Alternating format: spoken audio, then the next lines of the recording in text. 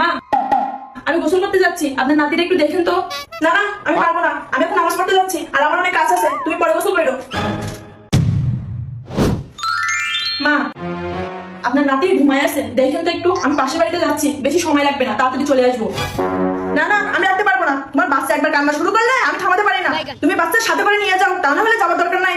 তুমি হলে বাচ্চার মা, তোমার বাড়ি যাওয়ার কি দরকার? কোথাও যাওয়া লাগবে না, যাও রুমে যাও। না না না বাবা, ওষুধটা খেয়ে নাও, তাড়াতাড়ি সুস্থ হয়ে যাবো। ওই দেখো দেখো, দেখছো কাণ্ড, সেই বাচ্চারা ঠান্ডাটা লাগাইছে। আমি কতবার বলছি তুমি হলে বাচ্চার মা, আগে আগে গোসল করবা। কে শুনে কার কথা? সেই দেরি করে গোসল করছে, এই জন্য বাচ্চার ঠান্ডাটা লাগাইছে। দেখেন আম্মা, আজে বাজে কথা বলবেন না, আমার বাচ্চা গরম থেকে ঠান্ডা লাগছে।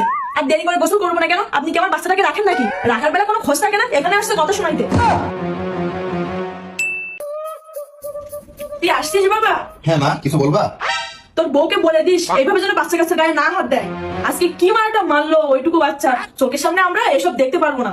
বাচ্চা কাচ্চা শাসন করবে, করুক, তাই বলে এইভাবে একদম নাটক করবে না ছেলের সামনে। সারাদিন বাচ্চাটাকে কোলে নিয়ে সংসারে যাবতীয় কাজ কাম আমি করি। কই 5 মিনিটও তো রাখতে পারেন না বাচ্চাটাকে? আপনাকে রাখার কথা বললে আপনি নানান ধরনের অজুহাত দেখান। বাচ্চার জন্য আমি সময় মতো গোসলটাও করতে পারি না, ঠিক মতন খাইতে পারি না, রাতে 1 ঘন্টা ঘুমাইতেও পারি না। তখন আপনার দরদ কোথায় থাকে? এখন দরদ উতলে উঠতেছে ছেলের সামনে। দেখছিস তোর বইয়ের মুখের ভাষা দেখছিস? আমার মুখের ভাষা এমনই খারাপ। আমার বাচ্চার বিষয়ে একদম না গুলাবেন না। আমার বাচ্চাকে আমি মারবো কি কাটবো সেটা সম্পূর্ণ আমার ব্যাপার। এখানে আসছে আগলা পিরিত দেখাইতে।